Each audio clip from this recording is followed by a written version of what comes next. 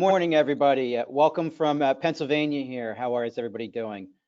My name is Joe Mitura. I'm talking today about incident response, what to do when you're hacked. And I'd like to thank MD Expo for giving me this opportunity to present virtually since I'm unable to attend today.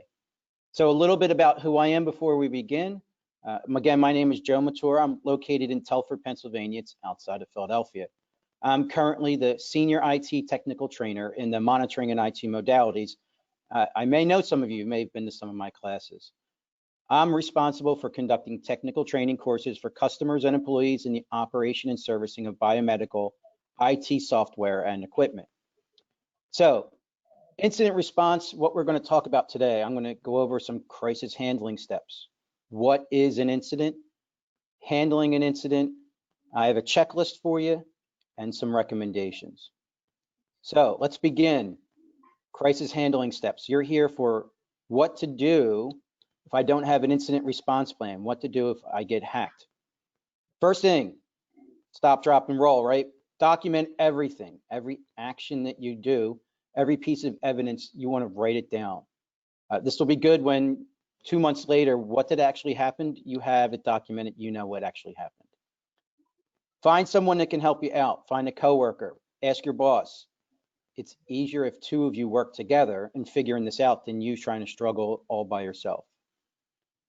Analyze the evidence to confirm that an incident has occurred.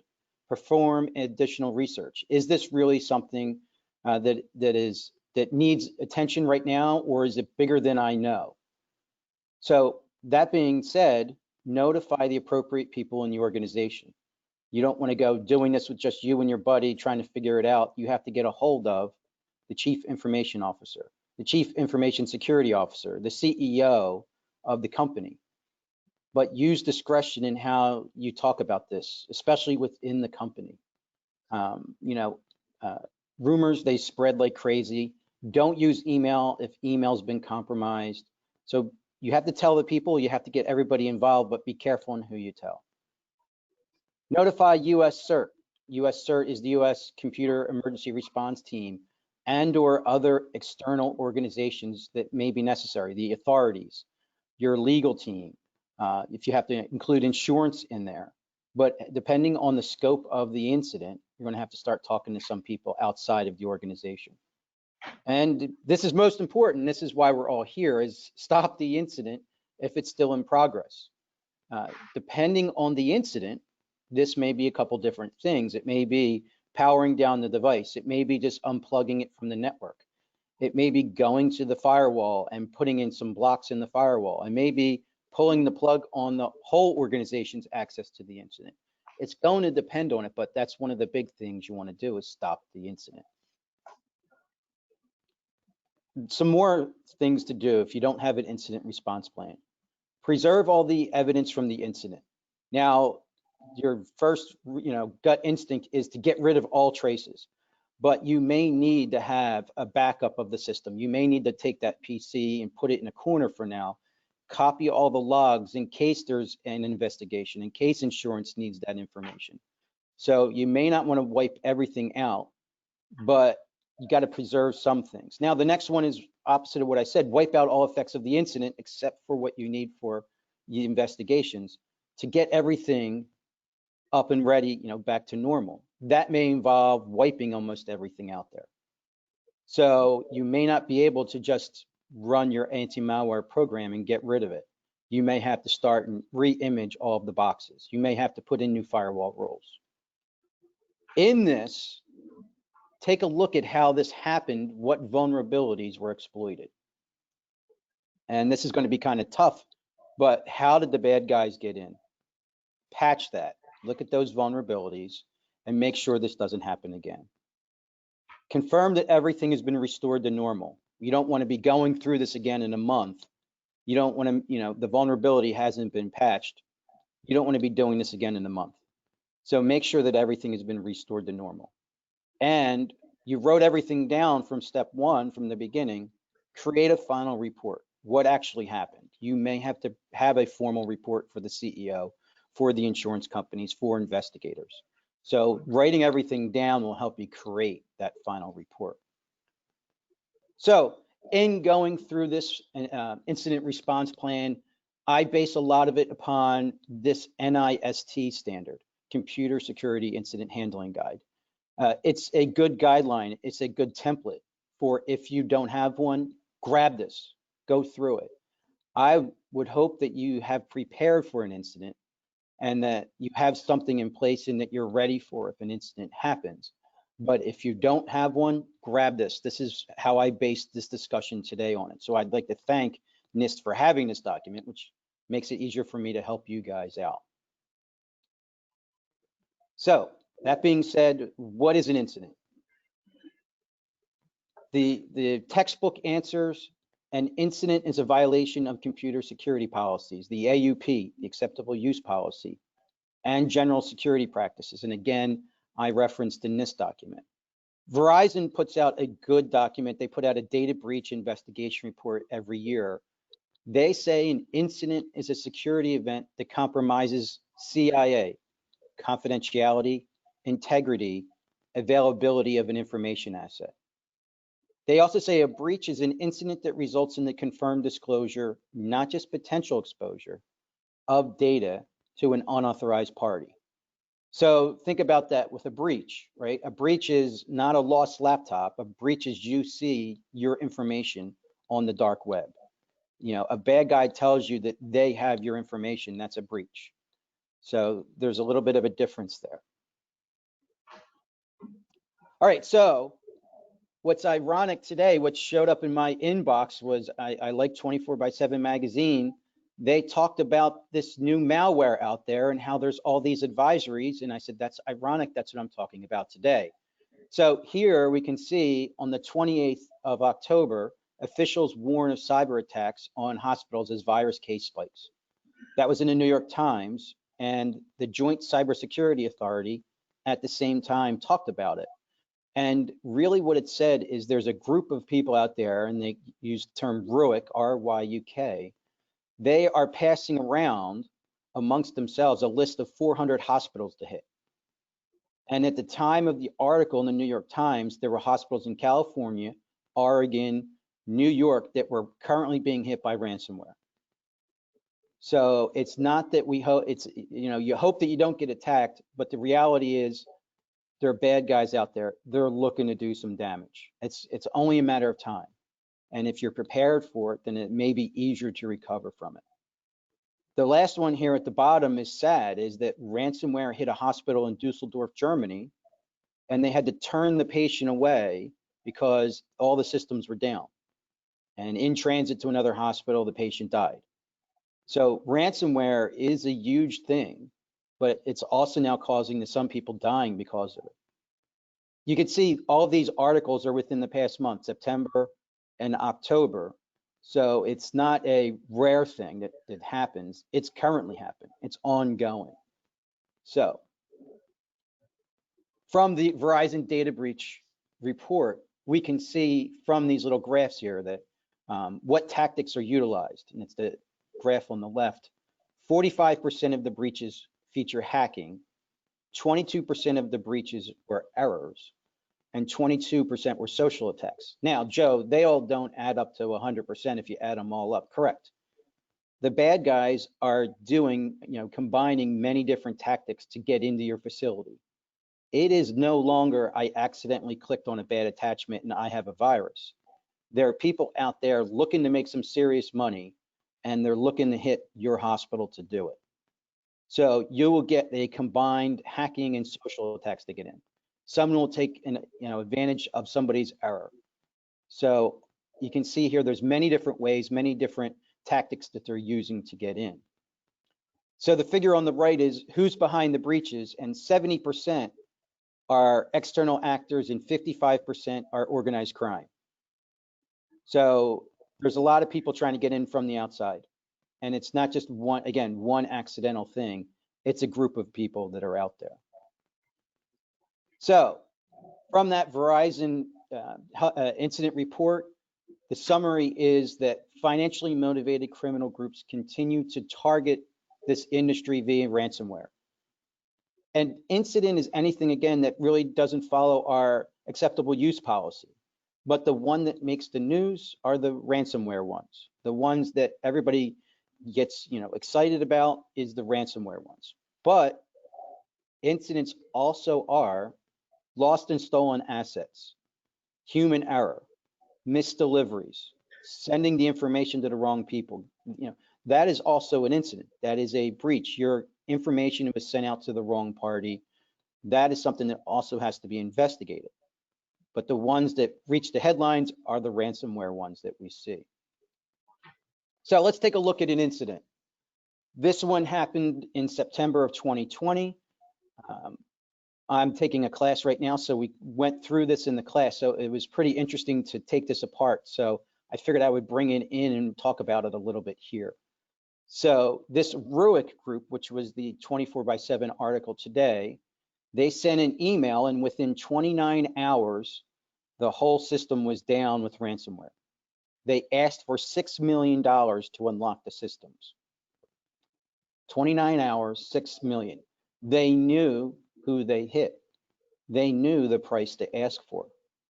If you really look at the ransom note, it said it's negotiable. So they knew who they were talking to. They knew the customer that they hit. They knew how much that they could get.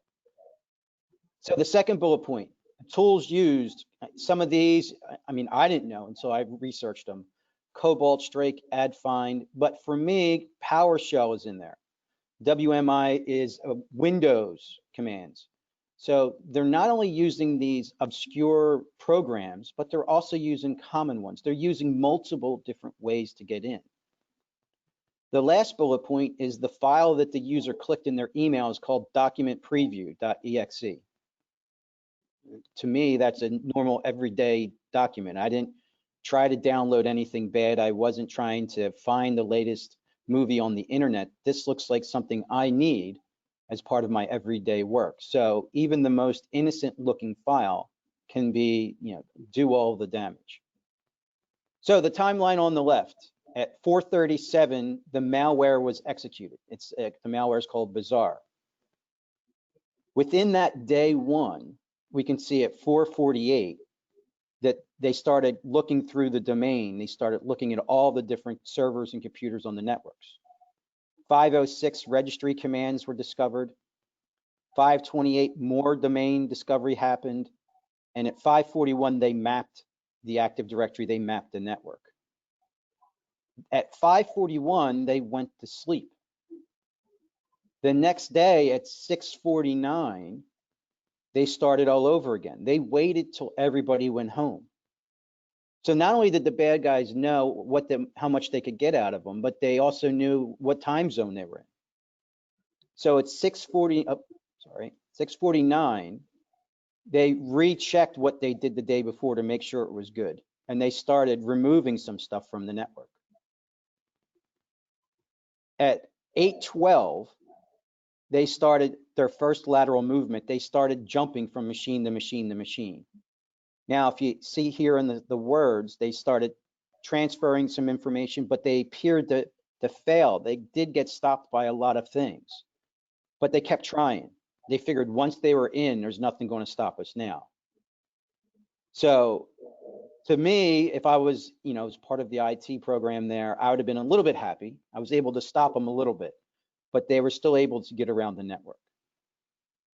8:23, they got their first beachhead and they started phoning home. At 9:04, they sent another beacon. They started phoning home from somewhere else. So, and then at 9:09, they started more lateral movement, jumping from more and more computers, again, using PowerShell, which is native to Windows.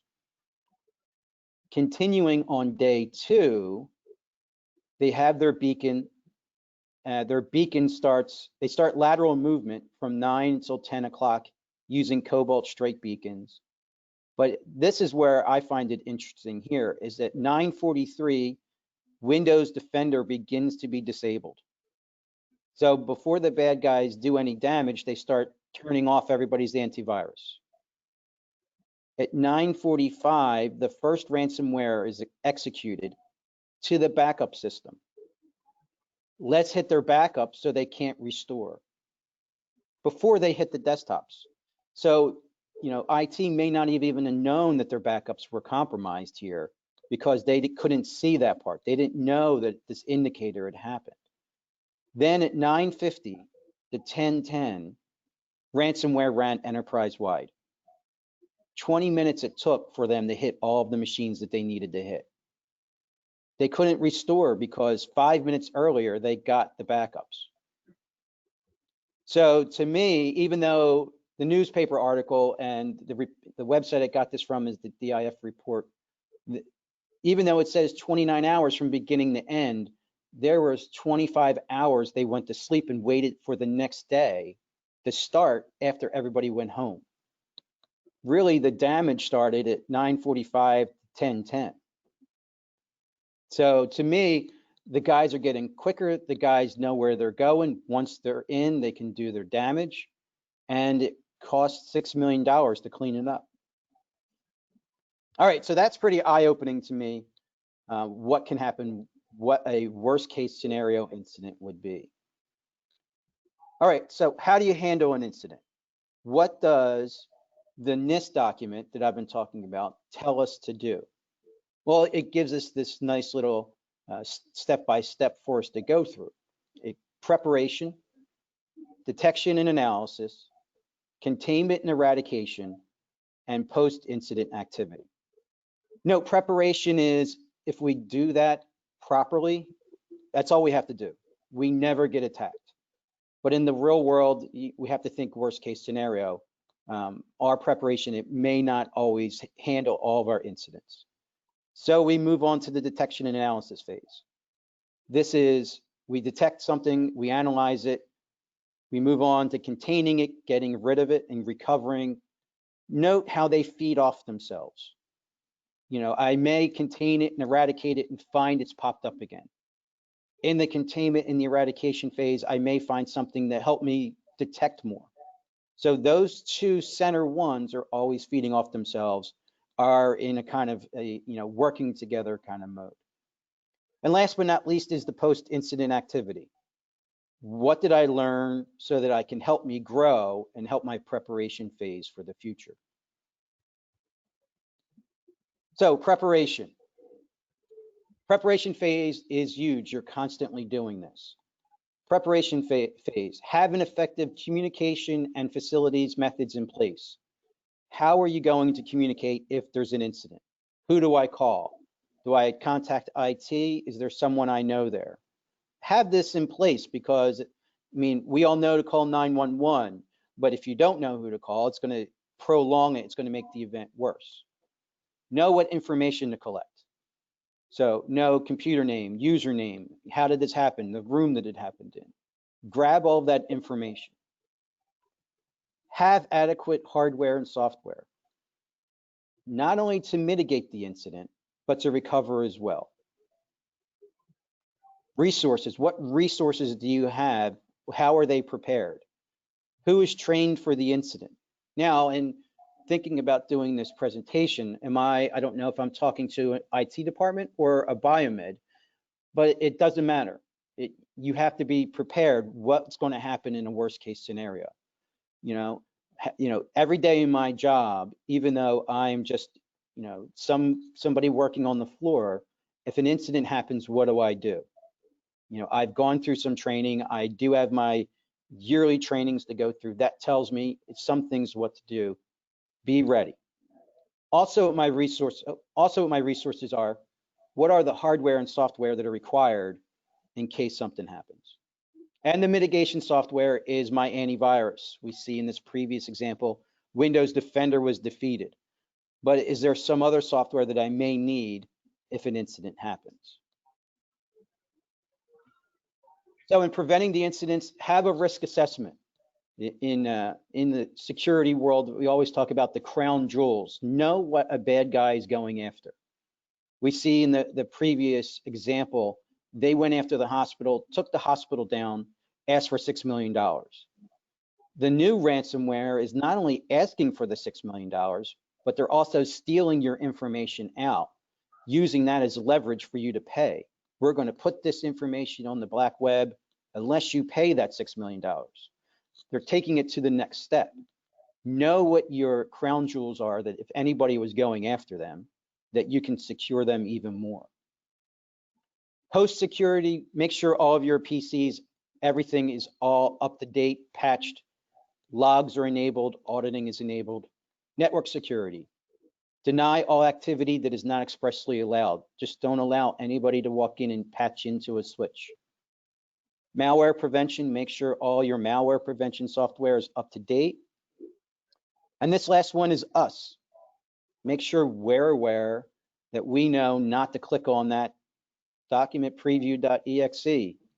You know, train the users, make sure that we talk about it. If you're wondering whether or not that's a legit email, grab someone, get their opinion. But if it looks fishy, pardon the pun, it is fishy. All right, so user awareness training, very important. Next step, detection and analysis. So an incident has happened. So now that's the phase that we're in. We're detecting it, we're analyzing it. So different ways that you can be attacked. External removable media, a USB drive put into someone's computer. I watched the Mr. Robot series, and in one of the episodes, the guitarist on the corner, he has the CD and he goes, play my CD, and the malware's on the CD. So another way is attrition, a denial of service attack, a brute force attack, someone just trying the password over and over again to get in. Another way to get in is the web. Your web page has some vulnerabilities. Some bad actors like to exploit the web, and that's how they get in. A common way, and we see this in our example prior, is email. You know, we have an email attachment, you double click on it, and bang, all of a sudden you're infected. Other ones, impersonation, is spoofing, man-in-the-middle of attacks. A man-in-the-middle attack is jumping into the middle of a network conversation and able to see what's going on the network. Improper usage is someone using their device that's not, it's a violation of the acceptable use policy. Somebody going out there and downloading the latest movie, they're using their laptop to mine Bitcoins, you know, improper usage. And this one, again, even though ransomware is always in the news, theft or loss of equipment is a big deal. Someone gets their laptop stolen or their phone stolen. You know, someone breaks into their car and their laptop was on their seat. So all of that are different types of attack vectors. So now, how do you know something has happened? All right, and I always jokingly say, you go out in the hallway and all of a sudden the volume in the hallway is up 120%. You know, what's going on out here? But there are many different ways that you can be notified of an incident. Alerts. So you can, if you're in IT, you can get an alert from your intrusion detection system, from your SIEMS, your event management system. So you can also get third-party notifications from your antivirus, your anti-malware, any sort of those products out there that could tell you that something is going on. Logs are invaluable. You can get your operating system logs, your network device logs, your network traffic logs. Another one that you don't really think about, but is publicly available information. Hey, did you see this on the news today? Something is happening over here with our sister company, our sister hospital. Maybe we should look at it within our hospital. But also now going back to listening in the hallway, everybody within your organization. Are you getting notified in your ticket system about something going on? Is someone running in, calling you? But also you may get notified from outside of the organization. You know, your friends or family or customer says, hey, I'm getting really weird emails from you. Or you get a call from somebody in the security world by saying your information is now found on the dark web. So there are many different ways that you can be, you know, there's signs of an incident has happened. So incident analysis. An incident has happened. You want to quickly perform an initial analysis to determine the scope. How big is this? Is it just a PC or two? Is it just information? Is it the web? What's going on? Take a look and see how big this actually is. Who or what originated the incident? Now, if we knew who the bad guy was, that may be a lot easier, but Do we know what the first PC was? Do we know where they came in? Are we seeing this on the firewall? And it leads into, how is the incident occurring? If I open up email, is that spreading it? Is it using my email as a trigger? If I take the PC off of the network, does that stop it? So this is quickly determine what's going on. Remember, in the back of your mind, and I'm a thorough believer in this, is document everything. If you tried this and this works, write it down while you're going through it. So recommendations to make incident analysis easier is, there's a couple in here. Know your baseline. If you know what normal is, it's easier to see what abnormal is. I get this at home all the time, that the internet is slow. Is that normal? You know, if you're at work and the internet is slow, is there something going on, or is it just a heavy network type of day? So profile networks and systems. All right, know what the normal behavior of those systems are. An important one is, I've been talking to several different people. Here's an example of log retention policy. The police come in, they do their analysis, and they say, we don't know when the bad guy got in. Your logs have only been around for a day. If you would have had a couple months of logs, we could have gone back in time and seen when this all has started. But we don't know when it started. We can't think about that, so you assume everything is affected. Event correlation. Is it only happening on one PC? Is it happening on another PC? Is what is happening over here and what happening over here the same thing, or are they different things? If you can see patterns, it may help you in trying to solve the problem and recover easier. You know, if email is wacky on one person's desk, but files are being deleted on another one, is there a correlation there? Next one is interesting. I never thought about, and it's an easy one to overlook, is all of my computers, all of my devices, are all their clocks synchronized? When you go back and you look at things, when you look at your logs, if you look at the logs of one PC versus the other, they may be off by an hour due to daylight savings, or a couple minutes off just because they're not synchronized. You're now looking at two different haystacks for that needle. Your times aren't synchronized. The evidence doesn't match. I can't figure out, where to start looking what the problem could be because the times aren't synchronized. Maintain a knowledge base of information. So this goes back to writing everything down. I don't know if you do have a knowledge base of your incidents, of things that are going on, if you use your ticketing system as to maintain all of that, but what you've written down should be maintained. You should have a knowledge base of all that. Your knowledge base should have information from the outside world of other things happening in the industry. I mean, I brought up a couple earlier in the presentation. Add them to it.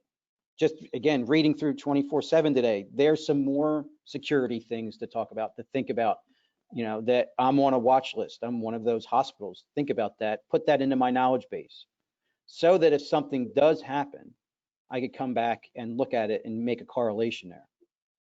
And seek assistance from others. That only may not be, my coworker or my boss or my legal team. You may network outside and go, hey, has anybody seen this? Has anybody, we really need some help.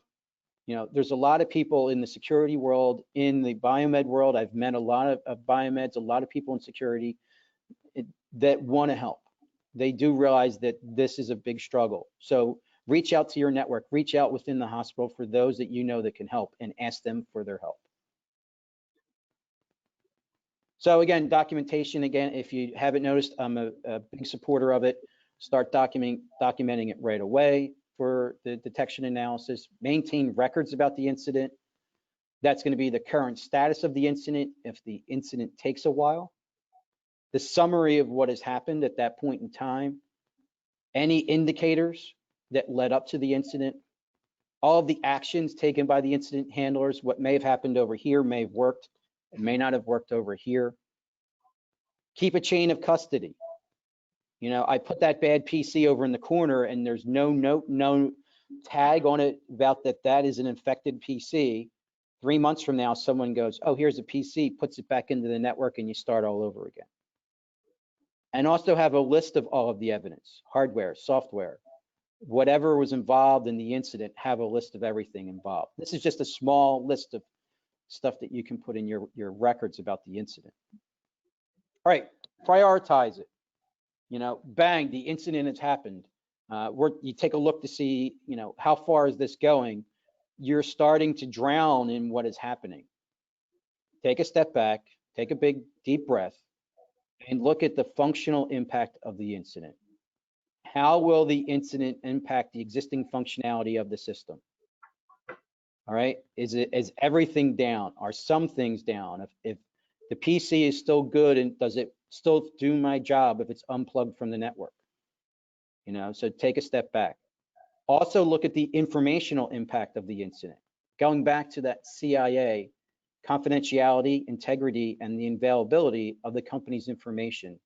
You may prioritize how far you go, how fast you go, depending on that. The confidentiality, hey, we found out our stuff's on the dark web. All right, how's that impact the incident? The integrity, is our name now, drawn through the mud? How do we get our integrity back? How do we prove that this has been solved? And the availability, is the patient portal down? Can I not get to the database? Can I not see the cases that are coming up for the day? So which one of them are more important? The integrity of the company's name or the availability to perform cases of the day? All of that comes into your prioritization. And also how much time is needed and resources are needed to recover. Is it going to be a day or two to get what we need up and running, or is it going to be a couple months? So if it's going to take a couple months, maybe we push that to the side and work on that a little later than what we need for today and get that up and running. So keep all of those things in your mind when you're trying to prioritize. Now, this is, again, the incident has happened. It is chaos. It is crazy. All of this in the back of your head. Take a deep breath, relax. Try to think about going through this document and how that can help you. That being said, it helps you in your containment strategy. How are we going to contain all this? Someone gave me this great statement, and I think it's good to say here, is that your containment strategy, your eradication recovery, you got to be determined in your goal. Your goal is to get everything back up and back to normal, get back to normal. But you have to be flexible in getting there. Look at everything we talked about. How do you prioritize? What are the most important assets? You have to get to the end game, but you have to be flexible in getting there. I can't help you, give you step-by-step instructions, but hopefully these overviews will help. So all of this your containment, your eradication, your recovery will depend on the incident. You have to figure this out early before your incident overwhelms the resources. Just take that, slow down the clock. Take a minute, breathe. Who's doing what? So think about, in this containment, eradication, recovery, is the potential damage, the theft of resources, the need for evidence preservation, the service availability, time and resources to implement the strategy. That goes back to, is it going to take months to recover? The effectiveness of the strategy. I always joke when I see a movie and they say, all I need is 1%, I can get the job done. Is that really an effective strategy going forward? Do you really want to tell the boss that I believe I have a 50-50 shot here? So you have to think about your strategy. And then how long is it going to take to actually implement this strategy? All right, eradication and recovery. Eradication is needed to remove all the components. Again, containment, eradication, recovery goes back and it feeds into the detection and analysis. So all of that's going to play in together. Identify all the affected devices so that they can be cleaned and you know that you got everything. Recovery's goal is normal operation. That's what the end game is. Note that all vulnerabilities that have led to the exploit are patched, So we want to make sure we got everything out, how the bad guy got in. In the back of your mind, this is going to be, this isn't a sprint, this is a marathon. That it's going to take months to return to normal. It may take months to return to normal. All right, lessons learned. I'm a firm believer, again, in documenting everything, but lessons learned are usually forgotten about, right? Once the incident has happened, everybody goes home and they're able to go back to sleep for a little while. And you just want to get back to normal and forget about the bad things that happened. But you have to learn and grow from it. It's one thing to have tabletop exercises. It's one thing to have discussions and think that is adequate for your team, your department, when dealing with incidents. This is a real life scenario. How did we do?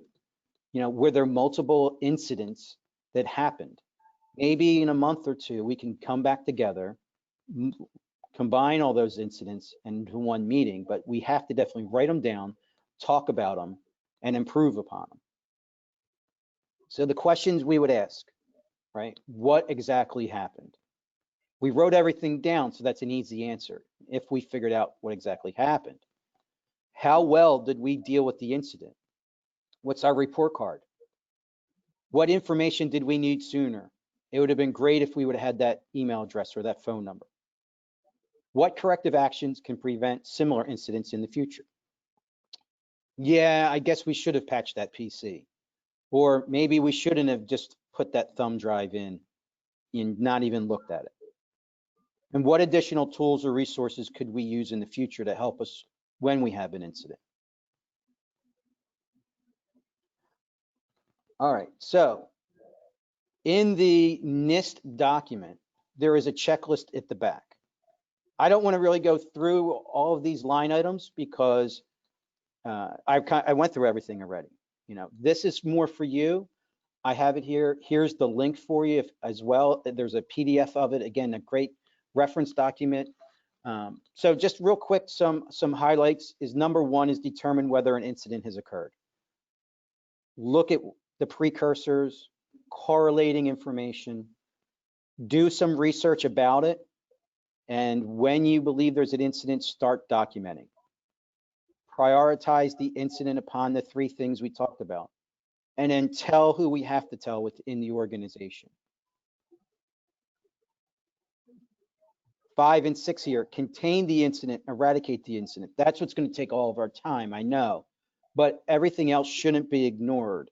But they're the big deal. Contain the incident, get rid of it, let's get back to normal. Recover from the incident, number 7 here, return to normal. And last but not least, create that follow-up report. Do that post-activity, post-incident activity. Hold a lessons learned meeting. All right, so we want to grow from what has actually happened.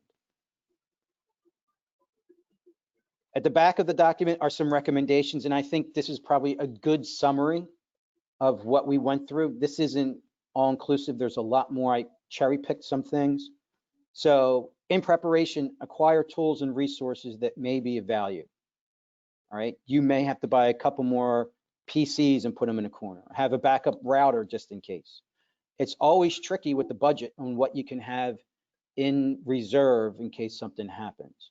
But you want to think about that. If you have an incident and XYZ happens, do I have hardware to put in place? Do I have the gold images that I can put on? What's the quickest way to do it? Who's ready? Who knows what to do? Prevent incidents from occurring by ensuring that network systems and applications are secure. Joe, come on. If we were 100% prevented, you wouldn't have to have this speech, I know. But let's try to be up to date as we can, and hopefully incidents don't occur. But if they do, we're ready. Think about and identify the precursors and indicators through alerts. Establish mechanism for outside parties to report the incidents. Require a baseline logging and auditing. Profile all the networks and systems. If I know what normal is, then I can see what abnormal is. Create a log retention policy. Perform offense correlation. Know if something happens over here, it may be related to something over there. Keep all the host clocks synchronized. Maintain a knowledge base. So I think that's a good summary. of my little talk today. But before I go, I do want to bring up, just in case you didn't know, Draeger does have a security page surrounding our products. You can see it here. It's https://static.draeger.com security. On it, it has advisories, what to do, how to contact us. There's a email link there, but it also gives you a little bit more information about how to securely contact us. So as you can see here in this screenshot, there's information as of September about some vulnerabilities out there. So take a look at that.